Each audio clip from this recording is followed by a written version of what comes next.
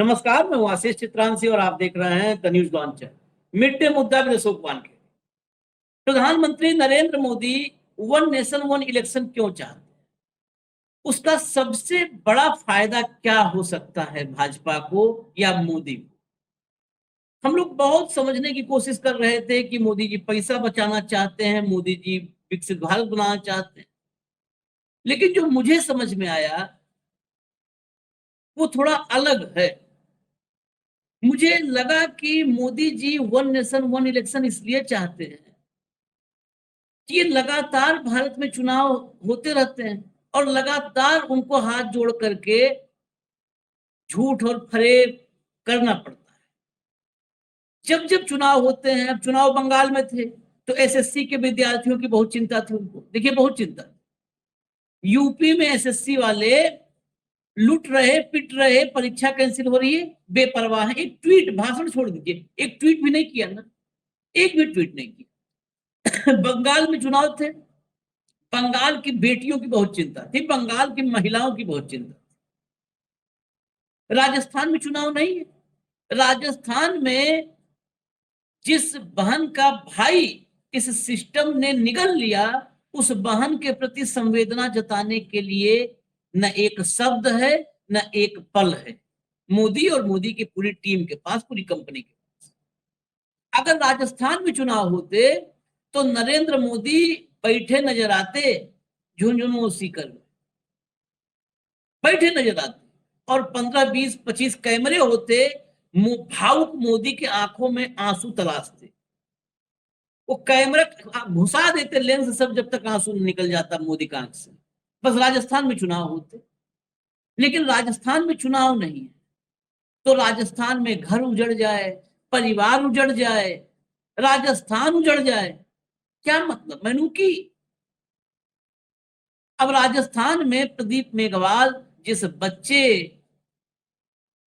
की मौत ने, मौत नहीं कहेंगे हम तो उसको सरकारी सिस्टम द्वारा किया गया हत्या कहते हैं, जिसने पूरे राजस्थान ही नहीं पूरे देश को द्रवित कर रखा है। और सिर्फ प्रदीप नहीं, प्रदीप जैसे अब संख्या, आधिकारिक संख्या वो 6 7 8 तक पहुंच चुकी है, अनाधिकारिक तो पता नहीं, भाव बता रहे हैं कि बहुत बड़ा नंबर है ये।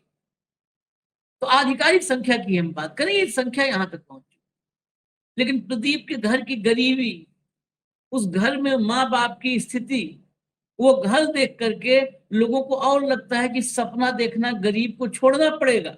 गरीब सपना देखेगा तो भूखमरी तक पहुंच जाए, और जब भूखमरी के कगार पर खड़ा परिवार होगा तो उस परिवार को ये डबल इंजन वाले अफसर कुचल देंगे, रौंद देंगे, धमकाएंगे।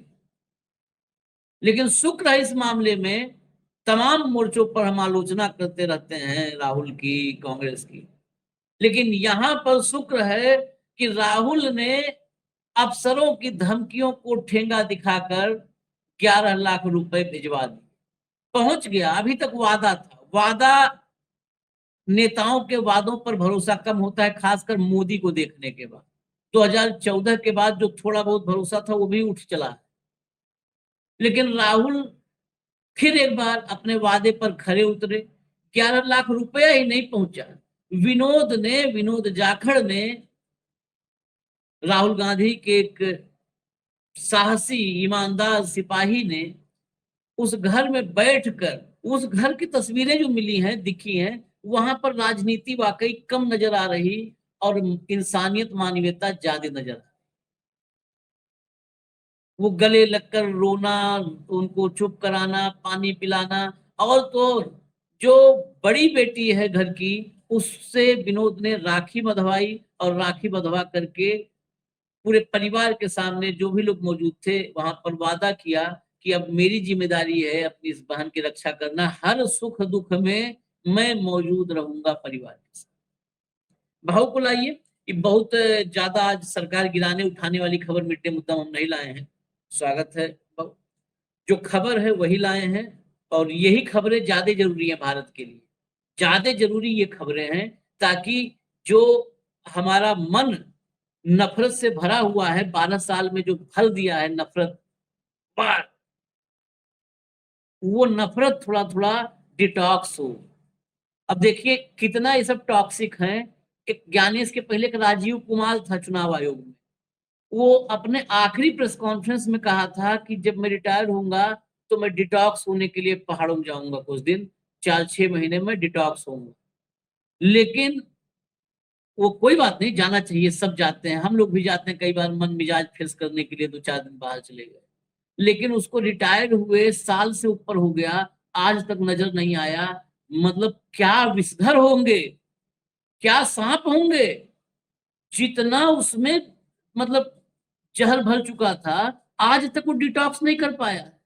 ये है इस जो ये सिस्टम है, इस सिस्टम की क्षमता देखिए।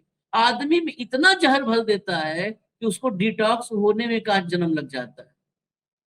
लोग 7 जन्म का फेरा लेते हैं, बंधन 7 जन्म के बंधे बंधन, और 12 साल जिसने काट दिया उस 7 जन्म में 4 जन्म तो डिटॉक्स होने में चले जाएगा। 3 जन्म हो सकता है वो बीवी के साथ प्यार मोहब्बत से रह पावे, 4 जन्म उसको डिटॉक्स होने में लगेगा। खाली 12 साल में इतना सब जहर बो दिए हैं।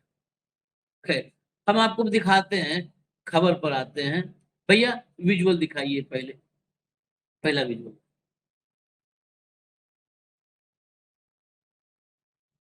ऑडियो खोलिए, थोड़ा सा खोलिए ऑडियो भैया।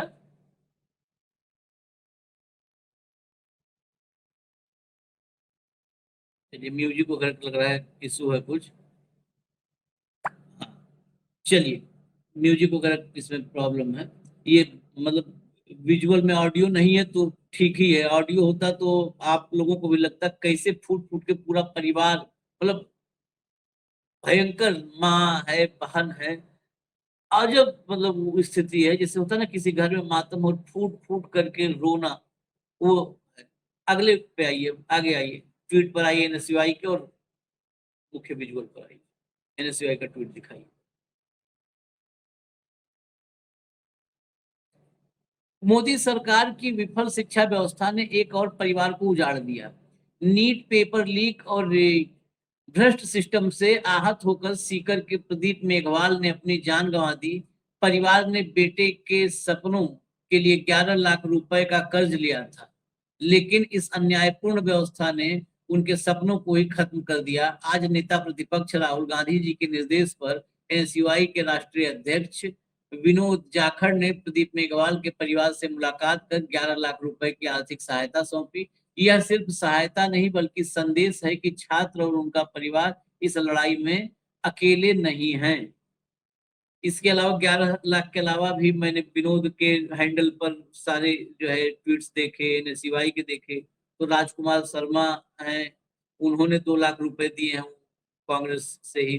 तो ऐसे मदद दे रहे हैं। और उसके अलावा कानूनी जो भी मदद है उसमें पूरी तरह से मतलब परिवार पर कोई बोझ उसका नहीं आने देंगे, वह भी कमिटमेंट हो गया है। और कमिटमेंट क्या, कमिटमेंट तो राखी बंधवा लिया। तो अगर राजनीतिक राखियां तो हमने बहुत देखी हैं, रक्षाबंधन पर देखिए मोदी जी को बांधने के लिए बच्चों को लाइन में खड़ा कर दिया जाता है। एक बार उसके बाद पूछ लो कि मोदी जी राखी कौन बांधा था, उसमें 2 ही नाम बता दो, मोदी जी 2 ही नाम बता दो, राखी कौन बांधा। उनको उठा कर लाया जाता है, राखी बांधो, कैमरा फोटो खिंचवाओ सबको। और कोई कह दे कि इनका सनातन हम नहीं मानेंगे तो उस पर कोर्ट में मुकदमा हो जाता है। ममता बनर्जी ने पिछले साल कहा था कि इन जुमलेबाजों का सनातन गंदा है।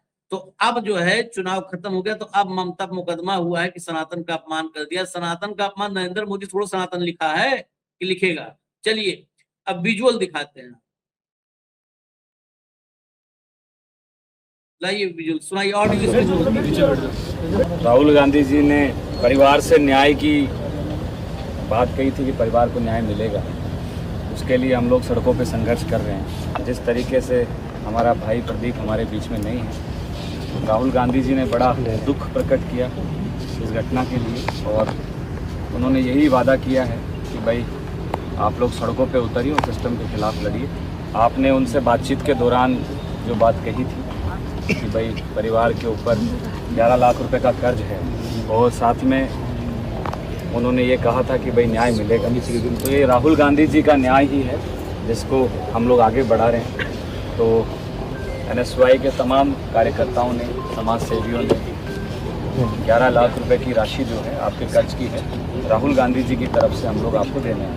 तो ये 11 लाख रुपए का चेक है। भाई हम प्रदीप को तो वापस ला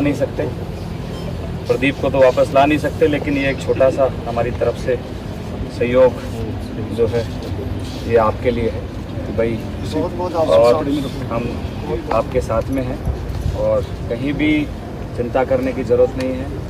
राहुल गांधी जी आपके साथ में खड़े हैं। इस देश में जहाँ भी अन्याय होता है, राहुल जी हमेशा जो है आपके साथ में, पूरे देश के साथ में खड़े रहते हैं और उन्होंने बहुत दुख प्रकट किया है और यही कहा है कि वो परिवार को जो मदद आप लोग कर सकते हो करें, और इसलिए हम उनका ये लेके आए। और ये 2 लाख रुपए कैश जो है राजकुमार भाई साहब की तरफ से, ये हमारी तरफ से और राहुल गांधी जी का एक सहयोग है। उनके भाई हैं और पूरा साथ में। विनोद जी,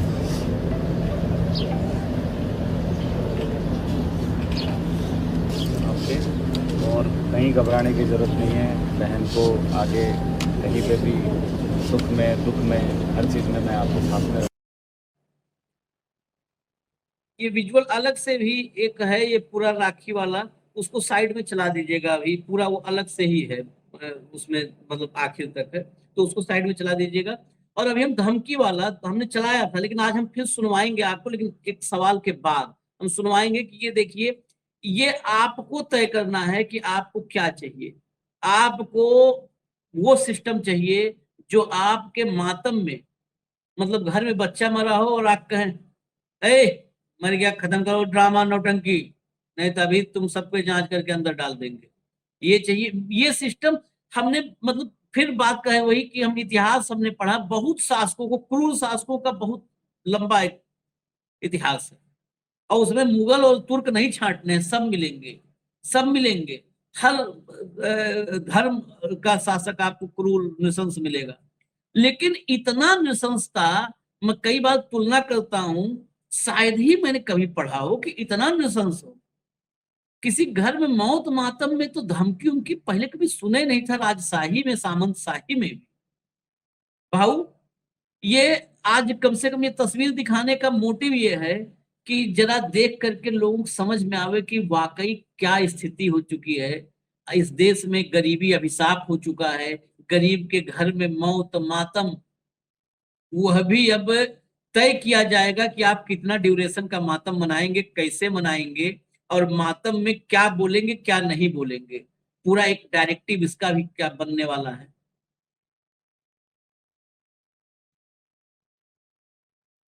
देखिए आशीष, हमारे देश में 2 तरह से राजनीति चल रही है।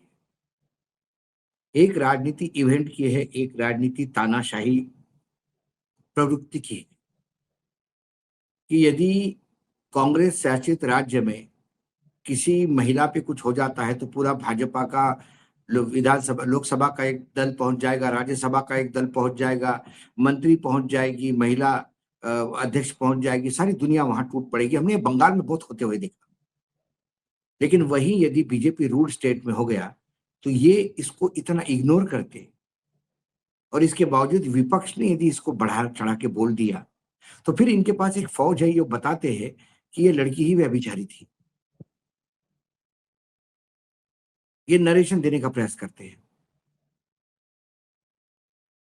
आज आपने सही कहा कि राजस्थान में यदि चुनाव होते हैं तो मैं तो हमेशा कहता हूं, नरेंद्र मोदी के लिए मानवीय चेतना तब जगती है जिस राज्य में चुनाव होते हैं। बस चुनाव तक उनकी मानवीय चेतना उधार के लिए आती है।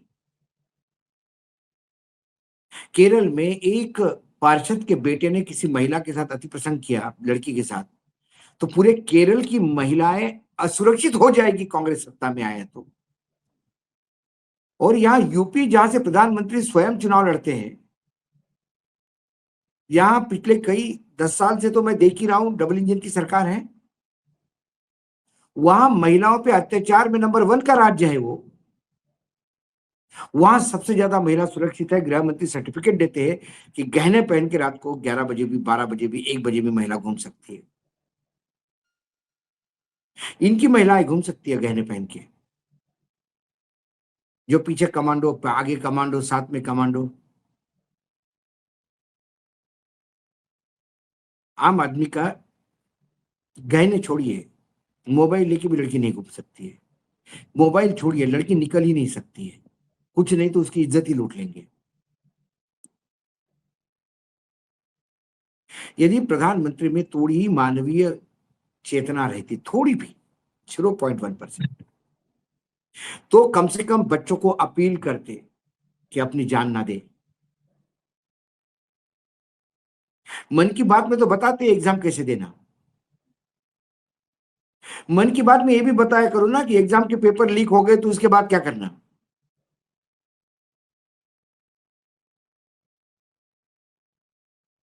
आज प्रधानमंत्री मौन कौन है? पूरी बीजेपी मौन क्यों है? ऐसा ही हुआ उत्तर प्रदेश ने, बोले हम महाराज के लोग हैं, तो उन्होंने बोला मैं भी राहुल गांधी का आदमी हूं, तो मार ही डाला उसको, हाँ, मार ही डाला। उसके बाद फिर उस परिवार का कैरेक्टर असैसिनेशन, उसका कैरेक्टर असैसिनेशन। अशोक श्रीवास्तव जैसे बहुत भांड बैठे हुए हैं, जो किसी को भी पाकिस्तानी कह सकते हैं, किसी को भी चाइनीज कह सकते हैं। इनको तो राज्य मंत्री बना देना चाहिए गृह मंत्रालय में, और उनको सेपरेट डिपार्टमेंट, नागरिकता बांटो डिपार्टमेंट। क्योंकि उस परिवार के पास कांग्रेस पहुंचा तो उस परिवार के पास धमकियां पहुंची। ये स्वयं जाएंगे नहीं, कोई सांत्वना देने गए तो उसको जाने नहीं देंगे। आशीष जी, मैंने भी बहुत किताबें पढ़ी है, और आप तो हिस्ट्री को स्टूडेंट रहे हैं हिस्ट्री के। क्या अंग्रेजों के समय ऐसा कभी हुआ है? कभी नहीं हुआ है औरंगजेब के समय कभी ऐसा हुआ है? ना। अफजल खान की मृत्यु के बाद आदेश निकला था कि पूरे इत्मीनान से, पूरे मान मर्यादा से, उनके धर्म के अनुसार उनका अंतिम संस्कार किया जाए। चील कौओं को जंगल में ही तो मारा था ना, चील कौओं को खिला देते लाश को, लेकिन उसकी कब्र बनाई, और कब्र बनाई। आज वो लोग कब्र तोड़ने में लगे हुए हैं, क्योंकि आपकी दुश्मनी आदमी जब तक जिंदा है तब तक। मृत्यु के बाद क्या है? सारे बैर मिट जाते,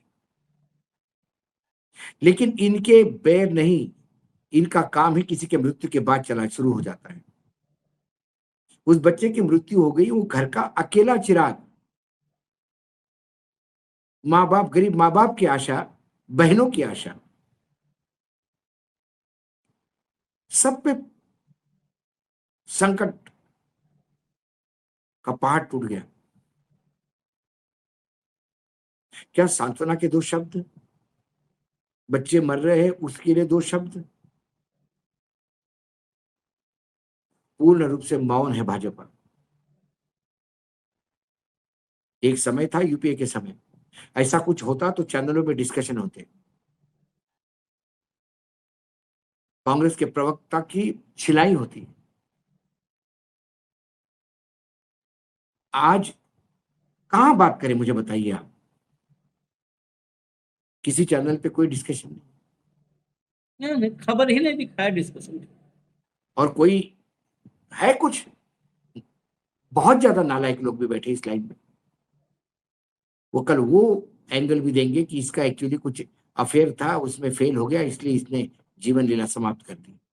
नीट का तो नाम ले रहे लोग, मतलब मरने के बाद भी उसको बदनाम करने की कोई कमी नहीं छोड़ते।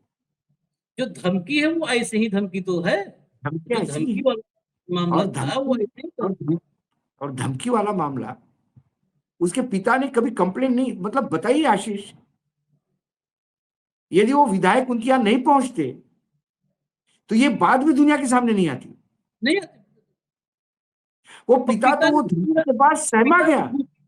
मतलब परिवार पिता पे क्या टूट पड़ा होगा, बेटे की मौत हो गई, परिवार पे पहाड़ टूट गया, परिवार बेहद गम में है, डिप्रेशन में है, और उस पे जाके आप धमकियां देते हैं। और वो इतने बेचारे डर गए, बोल भी नहीं पा रहे थे। जब एक नेता ने पूछा कि क्या कोई अधिकारी मिलने आया था, तब उनने कहा कि 2 अधिकारी आए तो थे लेकिन धमकी देके गए साहब। अब जिले का कलेक्टर ने कहा कि कलेक्टर हाँ, नहीं पहुंचा, मैं देख सोचिए भाव, जिले का कलेक्टर नहीं पहुंचा, और यही अभी हिमाचल प्रदेश कर्नाटक में वो मामला आ जाए और चर्चित हो जाए तो वहां पर कैबिनेट प्रतिनिधिमंडल सेक्रेटरी, जाएगा। अरे कैबिनेट सेक्रेटरी पहुंच जाता देश का। नहीं, दिल्ली से प्रतिनिधिमंडल जाएगा। मैंने वही तो कहा आपको, भारतीय जनता पार्टी के तमाम, मतलब महिला विंग भी है उनका, महिला भाजपा का जो महिला मोर्चा है, क्या उनको उत्तर प्रदेश में महिलाओं की इज्जत लूटती हुई दिखाई नहीं देता क्या? सब मैं जरा वीडियो दिखा दूं धमकी वाला, भैया धमकी वाला वीडियो दिखाइए पूरा।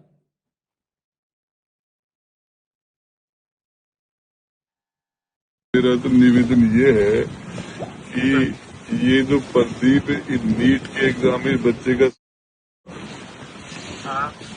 लोगों ने तो यहाँ पॉलिटिकल टूरिज्म बना रखा है,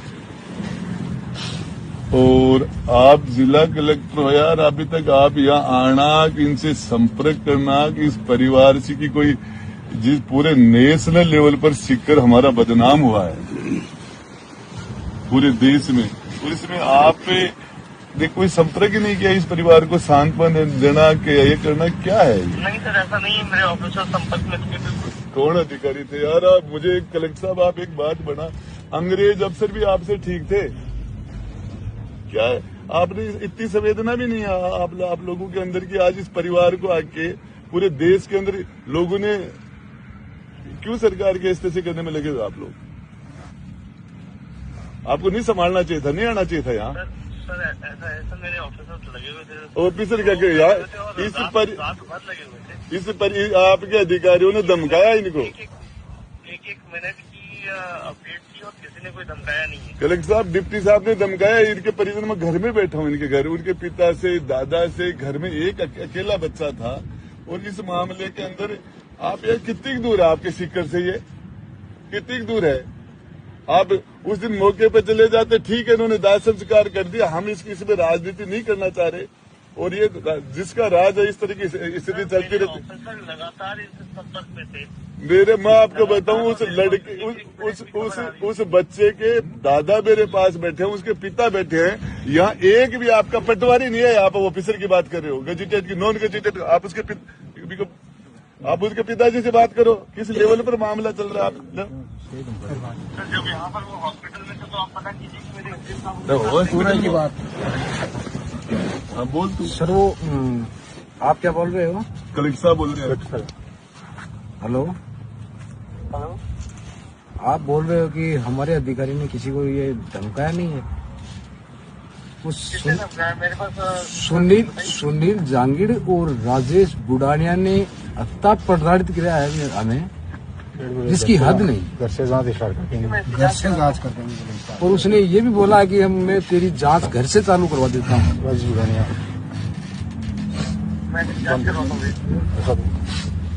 कलेक्टर साहब, ये सच बता रहा हूँ, एक बच्चा था, इसका दुनिया में से चला गया, और हकीकत है ना, जिनका बच्चा चला गया बैठे हैं, उनको एक प्रकार से टेरराइज कर रहे हैं कि तुम्हारे घर से जांच करा देंगे, ये है फलाना है, इसके अंदर ये लव का एंगल है, वो फलाना, तुम्हारी बहन है, जांच। मुझे एक चीज बताइए आप, ये जो आपके अधिकारियों ने आपके कह दिया सच, ये मृतक के परिजन हैं, क्या लेना देना है साहब? इसके पिता को, दादा को, क्या आपसे दुश्मनी थोड़ी? इनको क्या नाराजगी है?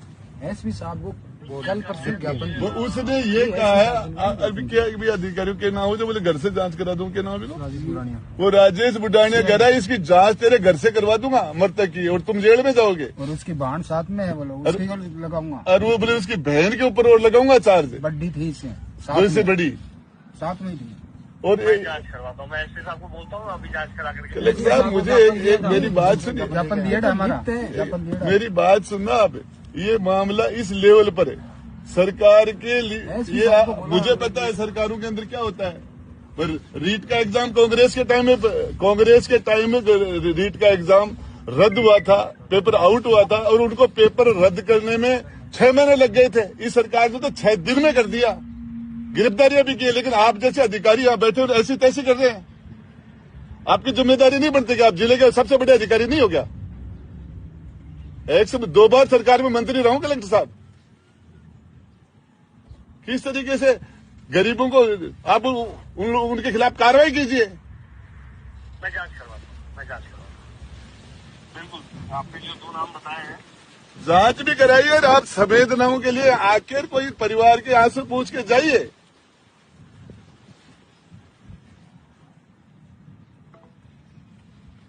अधिकारी बन गए। देखिए, कलेक्टर मतलब जिले में कलेक्टर को भी फुर्सत नहीं है कि झांके। और ये तो इसमें हम ऑडियो सुनवाए खाली उस पोर्शन के लिए, धमकी के लिए। बाकी कलेक्टर क्यों नहीं आ रहा है? कलेक्टर इसलिए नहीं आ रहा, अभी ऊपर सरकार की मंशा हो, कलेक्टर वहीं पे रहेगा, साइड में कैंप ऑफिस लग जाएगा कलेक्टर का, तंबू डाल के। इन कलेक्टरों की, इन IAS इन IPS इन नौकरशाहों की फितरत से हम नहीं वाकिफ है क्या? अरे इन्हें तो ऊपर का खाली इशारा मिल जाए कि मौसम बदल रहा है, ये कैंप ऑफिस वही बनेगा, वहीं ये हाँ। साल गुजार देगा कि साहब जब तक तबादला नहीं होगा मैं इन्हीं घर के बगल रहूंगा, यही चलाऊंगा जिला। हाँ, मैं हमेशा कहता हूँ आशीष जी कि जब भूकंप आता है तो कुत्तों को सबसे पहले पता पड़ता है, वो चल बिचल होने शुरू हो जाते हैं। और जब सत्ता परिवर्तन होता है तो ये ब्यूरोक्रेट जो होते हैं ना, ये फिर धीरे से रात को विपक्ष के नेताओं के घर जाके भाई साहब कहना शुरू कर देते हैं। तो समझ जाना कि सत्ता परिवर्तन हो रहे हैं। लेकिन क्या मैं ये कहता हूं कि चलो ठीक है, कलेक्टर है, सत्ता अपने जगह पे है, लेकिन अपने जिले में इतना बड़ा हादसा हुआ, अकेला बेटा है, अखबार पढ़ के मतलब वो सीन देख के अपने आंखें नम हो जाती है। हम उसको जब पहली बार ये शो में जब पहला ये वीडियो देखा गया तो मुझसे बोला नहीं गया था। क्या कलेक्टर के पास भी मानवीय संवेदना नहीं है? मोदी जी तो ऊपर से टपके हैं, वो कहते हैं नॉन बायोलॉजिकल है, तो उनको रोना वोना नहीं आता होगा, संवेदना नहीं है उनको। लेकिन क्या कलेक्टर को संवेदना नहीं है? और वो नालायक, जूते मार के उसकी व्यवस्था करनी चाहिए उस अधिकारी से जो बोल के आया माता पिता को कि मैं जेल में भी करवा दूंगा तुम्हें। उसके बाप का राज है, जेल में करवा देगा वो। संविधान नहीं है इस देश में, है तो उसी यही में राज बात कर करा। रहे हैं। ये सब इसलिए है आशीष जी क्योंकि आपके मुख्यमंत्री नाकारा है। सड़क छाप आदमी को मुख्यमंत्री बना दोगे तो ब्यूरोक्रेसी पे अंकुश नहीं रहता, सब अपने मनमाने ढंग से करते हैं। ये स्वयं आए हैं देखने नेता और कहते हैं यहां पॉलिटिकल टूरिज्म चल रहा है। आपके लोग आते नहीं, आते हैं तो धमका के जाते हैं, और कोई संवेदना दिखाने आया है तो आपको पॉलिटिकल टूरिज्म दिखता है उसमें। ये काहे आए थे भैया?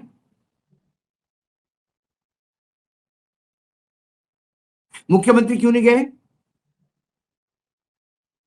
ये मुख्यमंत्री जाके बंगाल में ज्ञान देंगे, केरल में ज्ञान देंगे, भाषण देंगे, महिला सुरक्षा की बात करेंगे, और अपने पिछवाड़े में क्या हो रहा है अपने राज्य में ये पता है इनको। मतलब अमानवीयता क्या होती है ये देखना है तो आपको कुछ नहीं, 2013 से लेके 26 तक का मोदी जी का कार्यकाल देख लीजिएगा। अमानवीयपना के एक से एक उदाहरण दिखेंगे आपको, और हर उदाहरण दूसरे उदाहरण से ज्यादा बड़ा उच्चांक लेके आते हैं। 700 किसान मर गए तो मेरे लिए मर गए क्या? पहलगाम में लोग मर जाते और ये चुनाव रैली करने जाते हैं विदेश से आने के बाद सीधा बिहार में, लेकिन पहलगाम के लोगों के आंसू पोंछने नहीं जाते। इन सबका तो कार्यक्रम में आखिर में एक लाइन में समझिए, इन सबको चुनाव प्रचार कहीं हो जाए, चुनाव प्रचार अगर होनोलुलु में हो और भाजपा वहां चुनाव प्रचार मतलब चुनाव लड़ रही है, तो आप देखो होनोलुलु के बारे में पूरी जानकारी भजन लाल शर्मा, मोहन यादव, आदित्यनाथ, इन सबको, हिमंता, शुभेंदु, सब चले जाएंगे वहां चुनाव प्रचार करने। और वहीं जयपुर से सीकर और झुंझुनू जाने में इनके पांव नहीं काम करते हैं, इनके कदम नहीं रखे। अरे इनके बेटे सेफ है ना भाई, इनके बेटे विदेश में चल रहे हैं, इनके बेटे विदेश में पढ़ रहे हैं, इनके बेटों का लाल भविष्य कितनी बिल्कुल रैलियां ठीक तो है। किया है, ये भजन लाल और ये सब कितने रैली कर डाले, लेकिन सीकर झुंझुनू जाने को नहीं फुर्सत है। इनसे मैं वही बंगाल तो कह रहा हूँ वाले में आशीष जी, एडजस्ट इनके कर। बेटों का भविष्य सुरक्षित है। इनके बेटे आने वाले समय में न्याय बनाएंगे, न्यायपालिका के जो न्यायाधीश के बच्चे भी सेटल हो जाएंगे, नेता के बच्चे सेटल हो जाएंगे, ब्यूरोक्रेट के बच्चे तो क्या कहना। बच्चे तो अनाथ है, लावारिस है आम आदमी के, दुयम नहीं, उसको तो एकदम जेड कैटेगरी का सिटीजन बना के रखा है।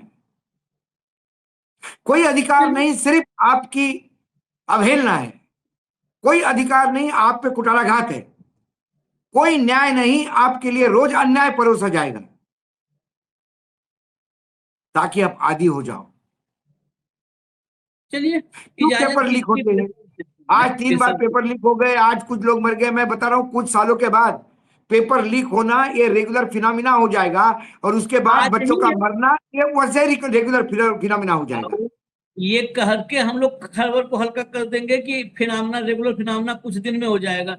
जिस सरकार में 90, 94, 96 पेपर लीक की बात होती है, अब इससे ज्यादा रेगुलर क्या होगा, इससे मैंने वही ज्यादा रेगुलर। आशीष जी, मैं अब इसलिए कह रहा हूं कि जब विदर्भ में, जब हमारे जिले में किसान जान देने लगा तो बड़ी हेडलाइन बना करती थी। अब वो खबर अंदर के पन्ने पे आती है कि पिछले 8 दिनों में 6 किसानों ने जान दे दी। समाज भी संवेदनहीन हो गया है। ये जब वीडियो सुना और जिन अधिकारियों का नाम दिया, क्यों नहीं उसके अधिकारियों के घर का घेराव कर दिया बच्चों ने? क्यों उस अधिकारी के मां बच्चे नहीं बोलते उनके अपने पिता को? क्या आप ऐसे कैसे असंवेदनशील हो सकते हैं? मैं भी आपका बेटा हूं, कल मेरे साथ कुछ हो गया तो क्या गुजरेगी आप पे? उस अधिकारी की पत्नी अपने पति को नहीं बोल सकते, उस अधिकारी की मां उसको नहीं बोल सकते, उसकी बहन नहीं बोल सकते। चलिए कोई नहीं धन बोलेगा, खा रखी है पूरे समाज ने। आवाज खत्म हो चुकी है इस सिस्टम से। हमें अभी इजाजत दीजिए, कुछ और अपडेट्स हैं, महत्वपूर्ण खबरें हैं, वो भी लेकर के आनी है आप तक। धन्यवाद भाऊ, बहुत बहुत धन्यवाद, नमस्कार।